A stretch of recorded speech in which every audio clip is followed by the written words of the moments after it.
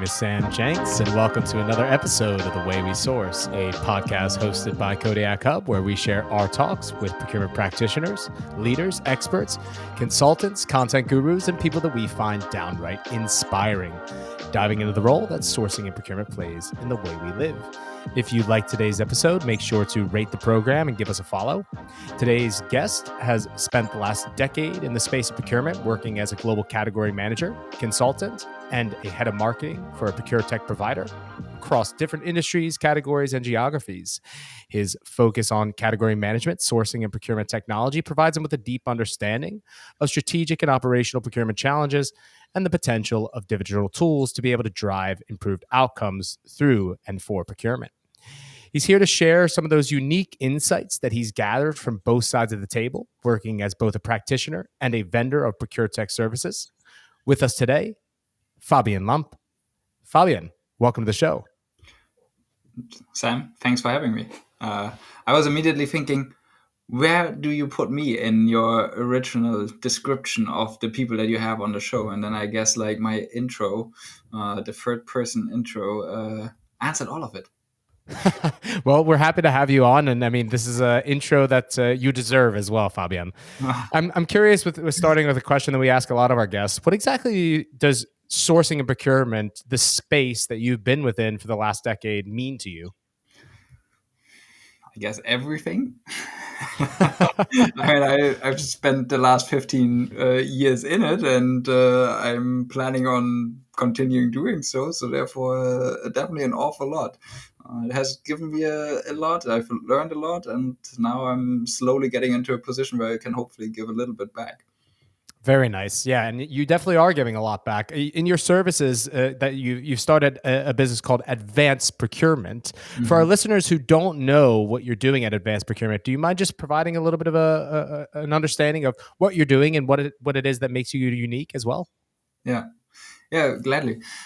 So Advanced Procurement, I picked the name because that's exactly my ambition and what I want to achieve, right? And I see two sides to that. Actually, possibly even three sides.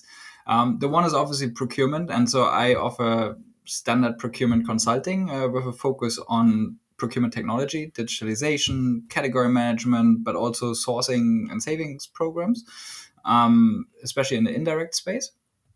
So that's the more classic procurement stuff. And, Right. Like some projects I do by myself. I also subcontract with the Big Four, stuff like that. But then the other side is really focused on ProcureTech vendors. Not only ProcureTech vendors, but also other providers trying to sell into procurement. Because I have just noticed that there's a big disconnect. And so I basically help them with marketing and sales. Everything from branding, positioning to helping them find their own voice and then executing that through content that they produce for the procurement community. Just because, and that's, I guess, the unique element, because I have worked in procurement as a consultant in a ProcureTech startup. I basically have looked at procurement from these different angles. And so therefore I can help translate for the ProcureTech providers and also for procurement what they have with each other. Yeah, and we spoke offline, and you mentioned that you're a little bit of a 007, right? Well, I don't know, a 007 maybe isn't the right word. A double agent. 007 wasn't a double agent. Regardless, you've seen both sides of it, right? As you just mentioned, right? You work consultant to working as a practitioner to then translator of pains and value props for ProcureTech vendors. Yeah. Where do you think is the gap between the two parties? So, like, where is the bridge to be made between ProcureTech vendors and the practitioners? Or why do they need a translator? Yeah, indeed. And I mean, like, again, a classic translator is there's two people speaking different languages. And if you think about procurement, that's a discipline with its own language, with its own terminology. And there's like in any other language, there's more to certain words or phrases than just a word in itself, right? And so for somebody who hasn't been there, that's extremely hard to understand and grasp. And to speak that language, it's like when you learn a new language, people can smell that you're not a native, right? And it's the same kind of challenge here. And then the ProcureTech vendors, the funny part about that is most of them don't come from procurement. So they are students, they are consultants, they come from all sorts of places, but they are rarely procurement professional turned founder. Exists obviously, but it's not the norm. And so when they then start hiring people for marketing, especially, well, guess what? Those people definitely haven't worked in procurement, and so for them it's even harder. And so that's Right. why without this translation, you either have the problem that people just don't understand each other at all. So they, like you say X, I say Y, and we don't understand each other. Or we fall back to the simple phrases, where we, we we wrote down the first 15 phrases when we learned a new language, and so therefore now I keep throwing those at you, and you're like, oh God, like I want to have a real conversation, and so that's the part where I come in and where I want to help them to have more meaningful conversations, to feel more understood, and especially help those ProcureTech providers to find that voice that actually resonates. That's really well said and really well put. I think that the analogy of learning a new language it puts it in perspective very well. If we are in the space of kind of speaking the same language or trying to speak the same language as ProcureTech vendors to our potential customers, which is the market and practitioners, I personally experience that there's a lot of noise out there, right? There's a lot of people speaking a lot of different languages. It's as diverse as the world that we live in, right? Mm-hmm. How do you think that a ProcureTech vendor can better cut through the noise with their messaging, being the marketing expert that you are? Well, I mean, so in procurement, you have the saying that, like everybody always wants everything better, faster, cheaper. And so that's what usually marketing promises. Now, ProcureTech vendors, they usually say more savings, higher efficiency, and I will free up more time for you to focus on strategic work. And you're like, oh God, heard this a million times before, and it's very shallow. And I think that's the point. Like, if you want to cut through, well, first of all, marketing is all about consistency. So you need to be consistent with your message. And so therefore, if you're saying something today and tomorrow something else, and then the next day again something else, that's confusing. So therefore, that doesn't work. And so that's why I always promote thinking about branding and positioning and messaging early on, and not want to do your series C or B, but think about it early, because that helps to be consistent. And then the other one is when you think about your customer, marketing is all about putting yourself into the shoes of your customer and seeing the world through their eyes, basically. I think a lot of people don't do that. They don't actually understand what the real implication of certain statements is. And I'm not sure that a procurement professional is able to actually vocalize or say what his pain even is. And so therefore, like marketing spends usually a lot of money on market research, on shadowing people. And it's almost like that part that you need to do as well in order to really see, how can I now with my solution inject something positive for that person? And I think, again, this comes back to me having or being lucky or fortunate enough that I have worked in all of these different roles, always looking at the same topic. So I have been those, like, whoever, basically at one point in time, and that makes it a lot easier for me to tell people, okay, why don't you think about it that way? 100%. And I think that it gives me a thought that's actually equally as interesting as the challenges that ProcureTech vendors are facing. I think that procurement as a role itself is also facing its own challenge, right, of being able to communicate. And we get stuck kind of in this. I think that practitioners often get stuck kind of in this procurement talk, right? Their own, again, language that maybe not everybody else in the business talks. What do you think is the perception of procurement and sourcing in, some of the organizations that you step into, that you're consulting? I think you you made it very easy for me now to respond to that with what you said before.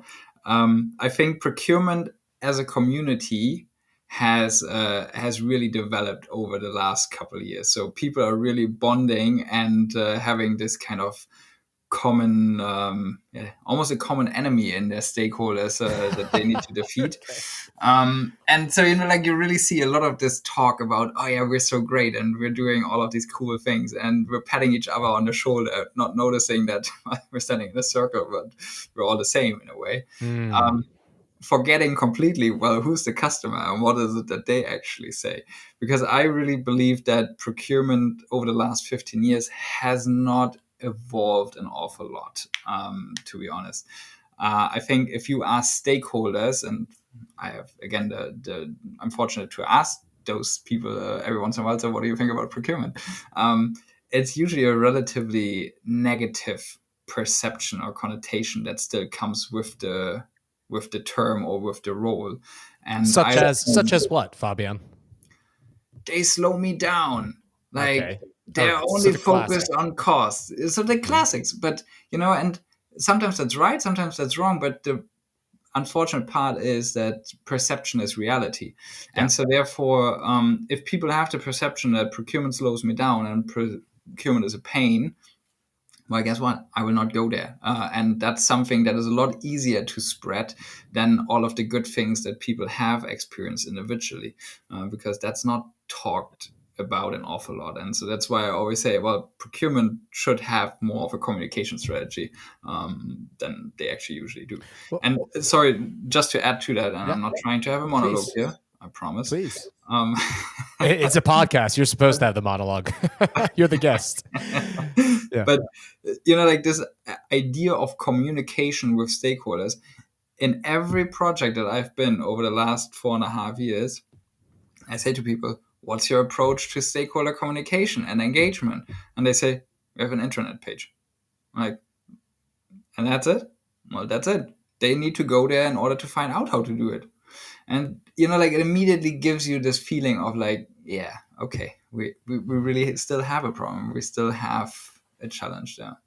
Yeah, and I mean that's a hurdle within itself. You said that procurement needs to focus on their own communication strategy to the business, right? Mm-hmm. And I think that it's well put. There's this idea of procurement needs to create its own brand, right? Mm-hmm. And I'm sure that you're supporting organizations in creating their brand. Mm-hmm. Where does a procurement team start if they're trying to build out that communication strategy or brand? Because for a procurement organization that doesn't have the background, the expertise, and or the prior experience and knowledge in that domain, it might feel like a pretty daunting task. So do you have any kind of concrete examples of where a business can start on this particular journey? Yeah, and I don't think that there's a difference between procurement as a department thinking about their brand or a ProcureTech vendor thinking about their brand. It's the same mechanisms, like I would apply the same concepts in order to define that brand. And it always starts with, well, what's my intrinsic motivation? Why am I doing this? And what am I trying to achieve with it? And then on the other side is, well, what does the market value? And for a ProcureTech vendor, the market is obviously something else than for a department. But it's the same idea. What do my stakeholders value? And I think in the past, I've seen people talk a lot about how they want to drive value, trying to break out of the savings kind of, problematic, and bringing up 15 other topics. But I very rarely see that those topics are then connected to a business strategy and to what the business actually expects. Because it's great if you say, hey, I have achieved this. Well, nobody asked you for it. Well, so it's not really worth much and you would still not get recognition for it. And so that's why thinking about what I feel I should do and then like basically mirroring that with what my customers actually want to do, that's the starting point for a brand. And that's then also the starting point for a discussion around messaging and how I communicate. And from there, you move on to what are the channels in which I should communicate. And so, as I said just before, procurement so far is mostly focused on, I have an intranet page. Tell them about, you should do a monthly newsletter. You should go on stage at the next town hall. You should do this. It there's so much fear around that because it's so unusual and so difficult. But yeah, the mechanism is the same. And so when I consult ProcureTech vendors, I apply that model. And I'm currently working on something with my partner on how to really make this branding for procurement, or rebranding procurement, we call it, basically a thing, because we believe that's ultimately important. And I mean, you know something about brands, but the problem with brands is it's hard to build an image. It's very easy to destroy it. And so therefore, Yeah. communication without transformation is unfortunately not really happy, because if you don't live up to what you say, well, then it's just a waste of money. Well, it comes back to what you were talking about with the brand, which is that people need to be able to trust it, right? And there's the old saying, trust is gained in droplets and lost in buckets. The value of a brand can be the exact same thing. Yep. Do you see any brands, procurement organizations that you feel like you look at and you say anecdotally they have a brand that is distinct and that you can be able to admire? And what do you think it is that they've done that's correct? It's an interesting one, and it's a bit difficult because we obviously don't know the motivation. We see the output. Right, of course. Just like any brand, right? We see that we see the glossiness, right? We don't know what's under the hood, so to say. I understand, of course. Exactly. And so, like when I think about Coke, I at least know what their motivation is. Whereas with procurement and departments giving themselves a brand, that can be different, because when you think of brands, basically think of it as everybody knows a product brand. That's easy, right? But then there's also a personal brand, so an individual that has that wants to be perceived as something, and therefore does communications. Right. Then there's the department one that we already talked about now, of how do I want procurement to be perceived. But then there's also the employer branding element to it, and so I obviously don't know, when I see CPOs go out there and really bring their companies to the forefront, which of these are they actually motivated by? Is it the person that is just looking for the next job, or is it them trying to make the company look interesting to attract procurement talent? Or is it really to show to the internal stakeholders, hey, we're externally recognized as something, and so we're doing a good job, just to validate their claims internally. So that I do not know. And so that's why when I see certain individuals doing it, I obviously don't know which one it is. But I think a really good example, at least from a awareness and also traction perspective, is BT Sourced and Cyril. Yeah. So that's one example that immediately comes to mind. It's positioning the entire procurement team as digitally focused, and so that attracts people that want to work with that kind of in that kind of environment. And it attracts the ProcureTech vendors and so the supply market. So therefore, that's really, really strong in my opinion. I have no idea if the stakeholders of BT Source are happy. We're a vendor of theirs, and okay. we can say from the inside it's a good organization as well. But they've really made a bet on digital, like you said, right? They've started this concept of the garage. They've went all in on it, and they focus on it as one of the main pillars to their organization, right? And it's a part of the DNA. And I think that's one of the elements that I think is very important, right?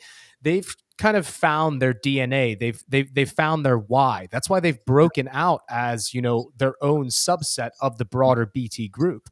I think that it's interesting because one of the branding experts of the world, Simon Sinek, right? He has the golden circle, which reminds us all that when we're creating an influential brand, it's important to start with the why, right? And then you can understand the what and the how. How can a procurement team, in your opinion, or a ProcureTech vendor best identify their why, quote unquote? Yeah. And just to conclude the thing with BT, it's really great to hear that the brand is actually, not only perceived by somebody who is a bit further away in that way, but also somebody who's closer. So I think that's a testament. And that's why for me, they are the good example.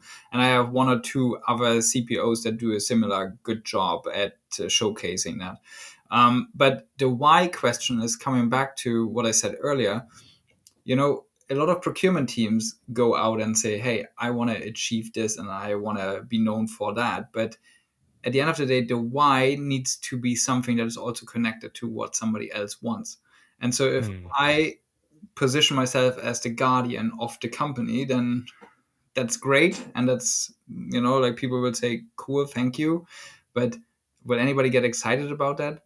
I don't know. So if that's really your true purpose, then you should be in risk management and really push all of that. And that's great. But I'm not sure that that's really necessarily what a procurement department can stand for, like just that. But so that's why I was saying, ask yourself, work with the team of what they are excited about, because that's one side of it. But then do kind of a voice of a customer survey. Like again, this is where externals come in and to support with that. Just ask, like, do a survey. Hey, what are the 5 things that come to mind when you talk about procurement or when you hear procurement? And then ask them also, what are your business objectives and what you need support with? And once you have these kind of different elements, that's where you then can combine it. Because unfortunately, the difference is that as a founder, your why is everything. And that is something that you do. For procurement, well, the why is pretty much set, get me the right stuff at the right time and the right quality at the right price. And don't screw up. So therefore, we already have a starting point as a department, but I just think that there's more to it, and to expand that starting point and give it a why that is a little bit more attractive than just here, make sure this happens. I think that's where it needs to be a conversation with the business and needs to be unique to that business, because that's where I couldn't define the procurement why. It's the procurement team at XYZ why that needs to be found. And that's how I would approach it. Yeah, and that's a good tip to be able to do so as well. I mean, you yourself not only have been a marketer, but you also worked in the space of procurement for marketing. And I'm curious, like, this is a space of procurement that's not always talked about. I would say widely, right? I think that it's very interesting. We've had some guests on that have spoken about this before. Stateside in North America, indirect procurement, marketing services, technology procurement is king, right? Whereas you shift gears towards Europe, you look at obviously deep manufacturing across the board in a lot of countries. Directs is kind of king.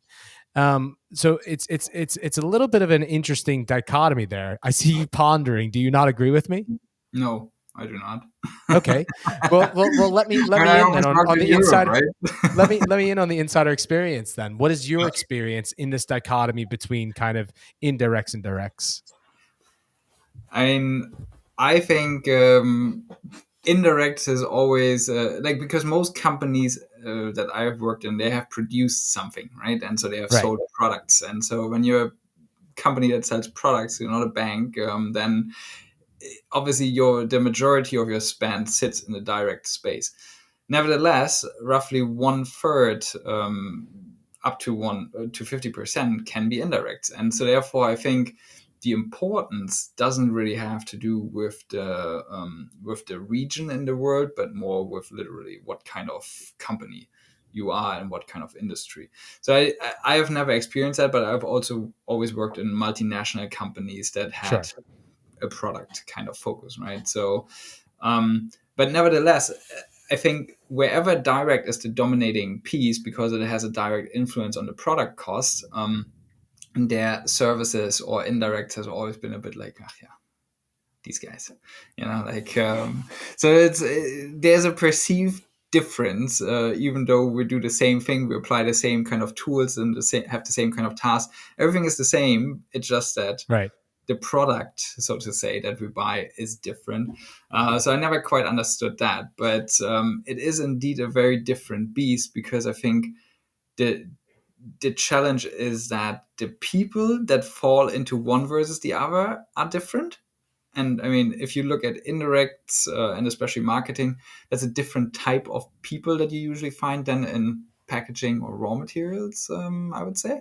What do you think is the difference there? I mean, different type of people is quite broad. I mean, what is it, a Yeah, skill set? Is it an approach? I mean, if you go back and think now about what is the audience of those people, right? So if you're buying direct materials, then you usually deal with it's relatively numbers focused.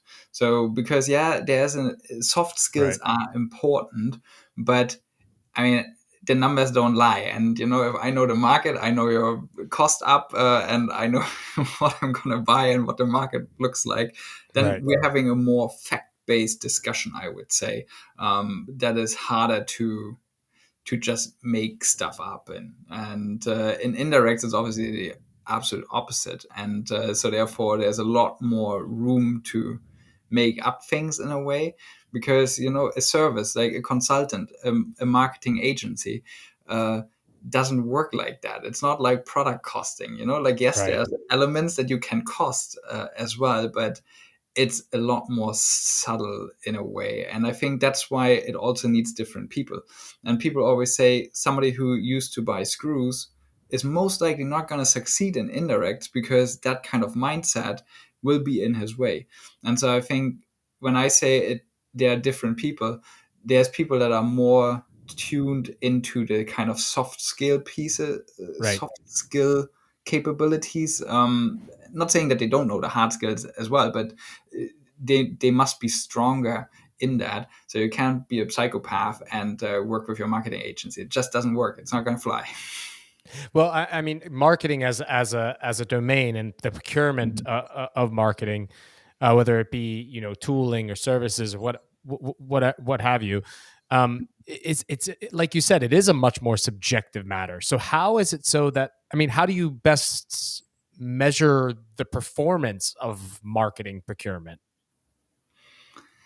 I mean, I've always seen that they are measured by savings as well. Last thing I heard. So therefore, I think the performance is usually measured Okay.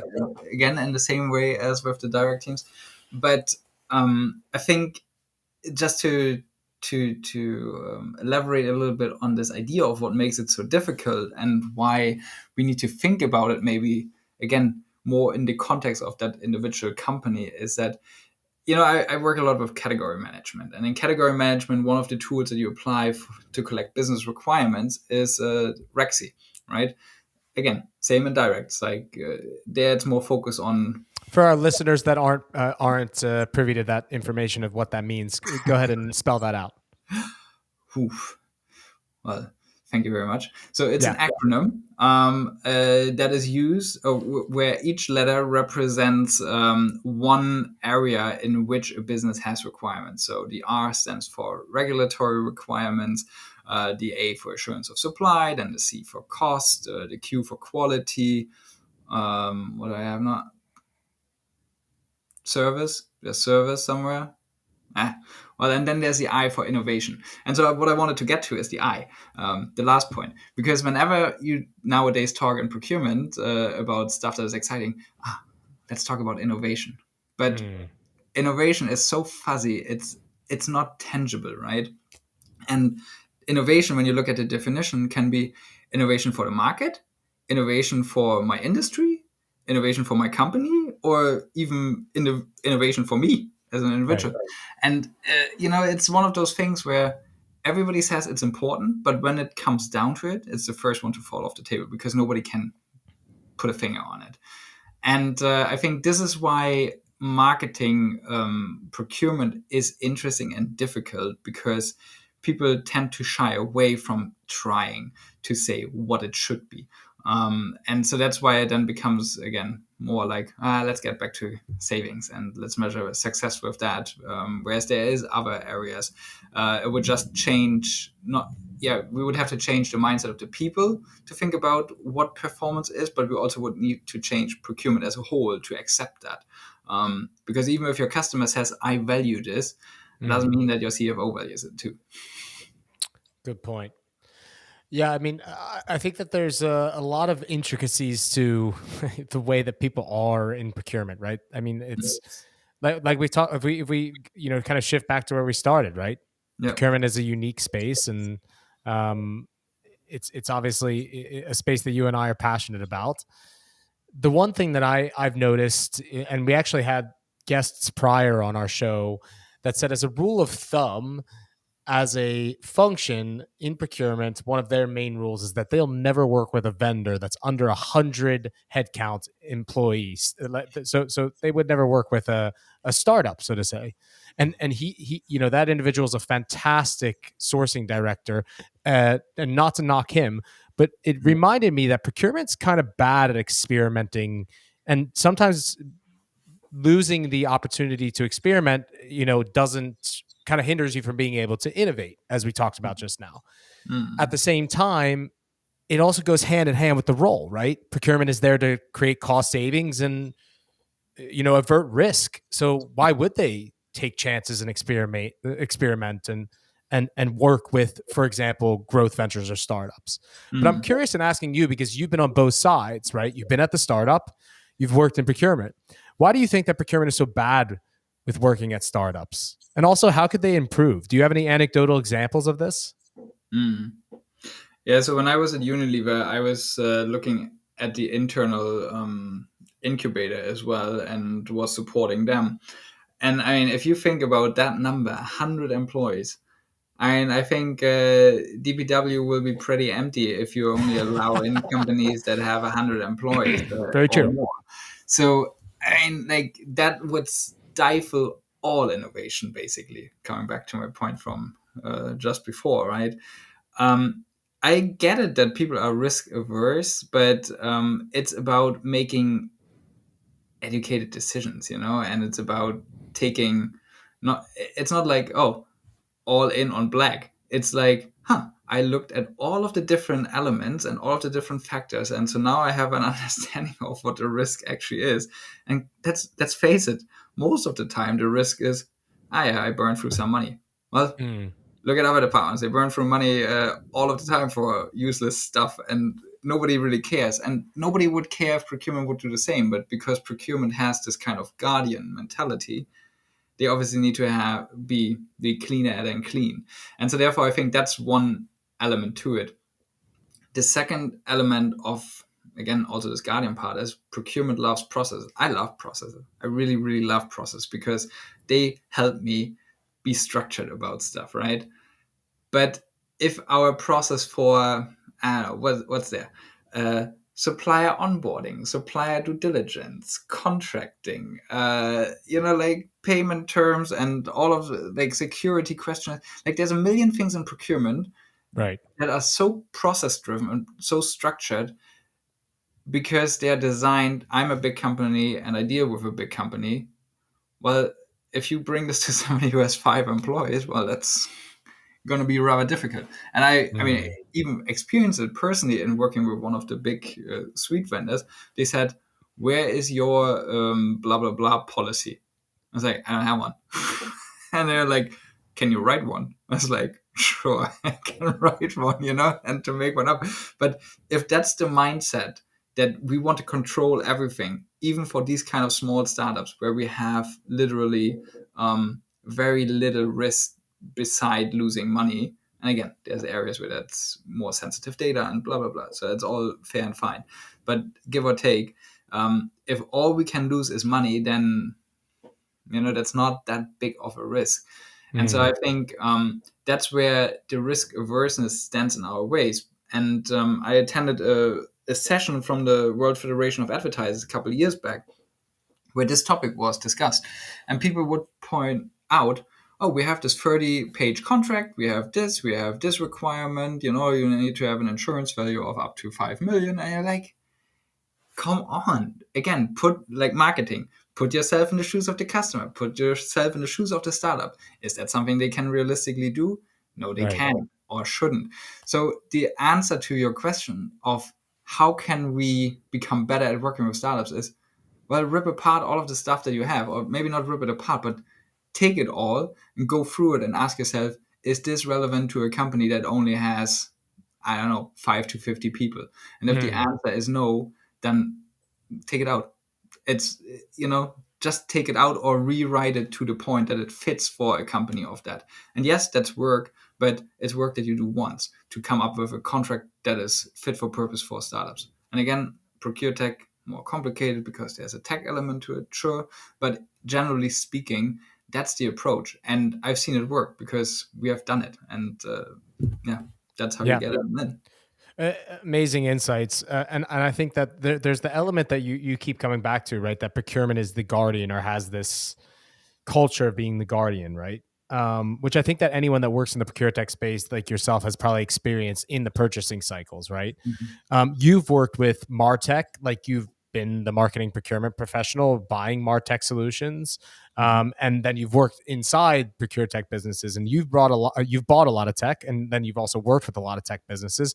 Why the heck is it so different between MarTech and ProcureTech? You know, if we in my revenue team, or together with our CMO, find an interesting piece of technology, that we want to be able to start utilizing, some type of AI driven outbound solution, we're going and we're finding that solution and we're executing.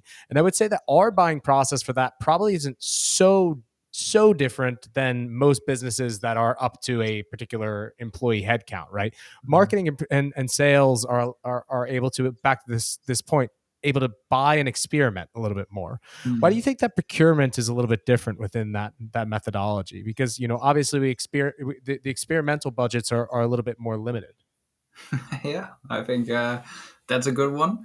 And also the purpose of it is often more around sensitive information. So I think that makes it a bit different as well. Again, in marketing, you work with GDPR. You have to be GDPR compliant as well, and so therefore it's not that different at the end of the day. But people perceive it also as different. But I think it's really just, if you're working in marketing or sales, you have a budget that you can discretionary spend, let's call it. Right. Whereas if you're a category manager, you have zero, absolutely zero.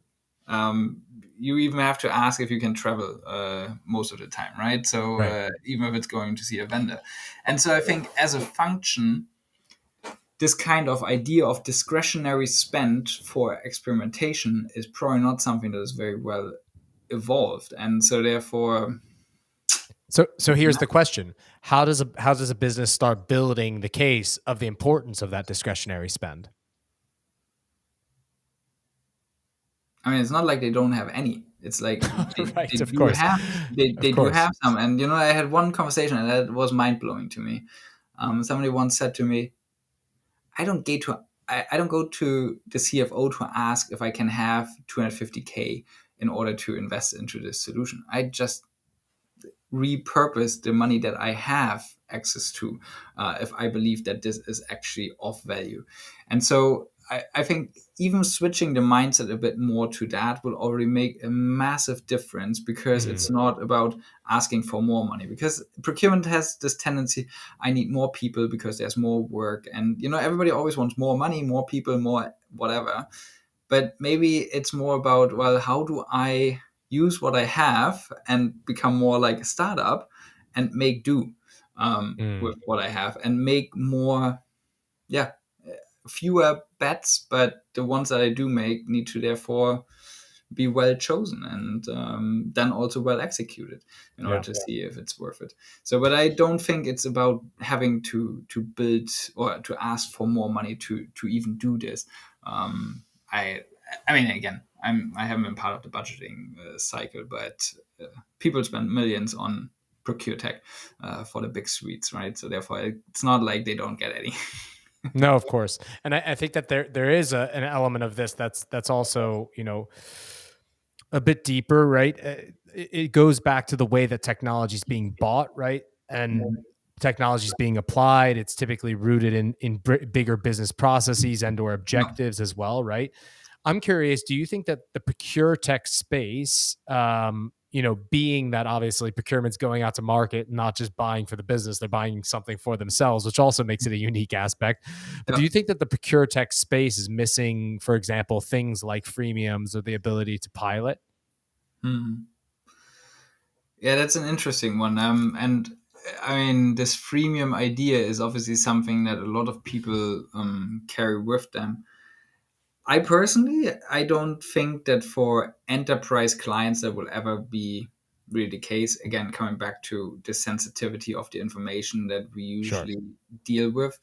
But again, there's other market segments. There's small and medium-sized enterprise, and even some mid-markets where the team size are a lot smaller, the company size are a lot smaller, where I think there's a lot more room for that because, there they don't have an armada of IT folks telling them, no, we have this one ERP that we need to support. That's why we buy everything from that provider. And so therefore, I think in that space, I could envision that there's an opportunity for that. But then again, I haven't seen a single solution that works like that. Because if you think about the marketing stuff, like go to a HubSpot, where you create an account, you go in, you can start playing around and do something. I haven't seen a single solution that allows me to do that because everybody is very like, I don't want anybody to see what I do and how I do it. So that's obviously the first one. But then also, well, what would I do? Would I just upload my contract here now? Or would I upload 50 suppliers in order to send them a message? Like, I mean, it's like the purpose is not always clear. And that's why I think freemium makes sense, but there's a certain market segment where I would see that as more relevant than in others, I guess. Well, and you hit the nail on the head there, right? Freemium and this product-led growth motion of being able to deliver technology to a user that it requires clarity in the use and it requires clarity in the application, right? Yeah. And it needs to be able to be tangible very quickly, and that user experience needs to be flawless, right? Yeah. So I think that there's also an element there that plays into effect as well. Do you think that there'll ever be a product-led growth motion within the ProcureTech space in the enterprise? I mean, marketing tech is 10 years ahead of us, right? So therefore, who knows? Again, I have a hard time imagining it really, just because of all of the red tape that exists around this function, but never say never.